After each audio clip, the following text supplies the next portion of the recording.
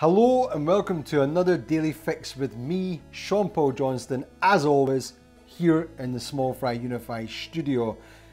Got a couple of different stories for you today, so a little bit different from the other ones we've done the last couple of days. This one's a little bit more focused on gaming itself, a couple of stories that have been going around for Sony and Microsoft with the Xbox and PlayStation 4. So I'll jump straight into the first one.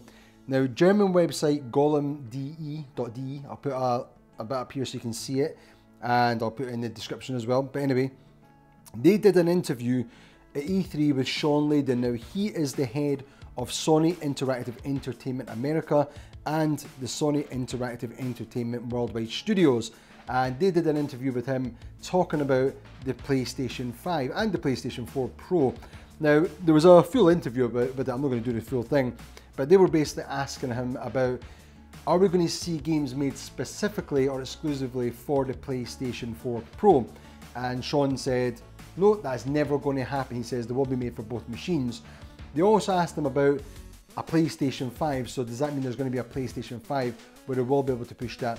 And Shawn Layden was basically saying that the reason why the PlayStation 4 Pro exists is so people have got the new technologies and the new innovations in technology like HDR and 4K that they can utilize now. But there will be a PlayStation 5 at some point in the future. It doesn't say when it's going to be, but it's going to be some point in the distance in the future. So it's good in one way that, yeah, it looks like they're not jumping straight into it, especially after we've just got the PlayStation 4 Pro and we've got PlayStation VR not too many years into the PlayStation 4's life cycle. You guys know what I think about things like iterative consoles, and I get a little bit frustrated about it. I've talked about this on Games Lounge many times and on the podcast Gamify 24/7. I had a little think about it a couple of days ago and I was thinking, why does it bug me so much when, if you think of a mobile phone, we get mobile phones every year and everyone's fine with that and they can cost hundreds up to £1,000 whatever. But there's a little bit of a difference, and this is what is different about consoles compared to something like a mobile phone, and it's never really talked about that much, but I think some people like me think about it, especially if you're an older gamer and you're used to console cycles lasting 5, 6, 7, 8 years. So the difference is, when you get a new mobile, what will happen normally during launch is you'll get the standard base models, but you'll also get a premium model. So maybe you'll get a base model for £250, let's just say, but then you'll get a premium model that's £500, and it's got obviously all the bells and whistles. Well, at that point, if you're in the market for buying a console, you can selectively say, I've got this much money or I've got this much money, and this is what I'm willing to buy with that money.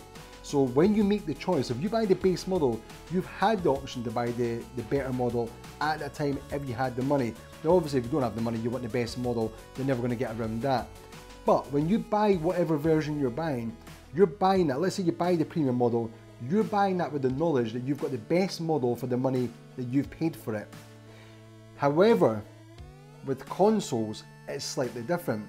When the console launches, you are buying the best version of that console, apart from maybe something like there's a little bit more memory or there's a bundle, but you're essentially buying the latest, greatest version of their hardware for that company, whether it's Nintendo, Sony, or Xbox, or PlayStation and Xbox. So when you spend £500, let's just say, on something like the Xbox One or the PlayStation 4, you're kind of expecting that you've got the best version. So a couple of years down the line, ignoring slim models, I'm not talking about this, I'm talking about things like the Pro and the Xbox One X. A couple of years into the market, if you start getting a new version that's got all this fancy new features, but it's going to cost you the same amount as what you would have paid on the original launch, that's what's annoying, and that's what frustrates me, because then I start getting in the mindset, and I'm sure a lot of other gamers think like this as well, you start getting in the mindset of, well, why buy it now? It's got a very limited launch lineup, I'll hold off, and then in a couple of years time, I'll buy the much more powerful version because they're probably going to make that, and it's going to have much more games. So it starts creating this thing where you get buyers' apathy for buying something on launch. The Xbox One and the PlayStation 4 were one of the first two consoles I never bought at launch, just because the price was quite high and there wasn't that much of a jump from the PlayStation 3 and the Xbox 360, just a little bit better. However, if I'd bought the original PlayStation 4, I'd be quite pissed off about that I'd spent money and there was a new version.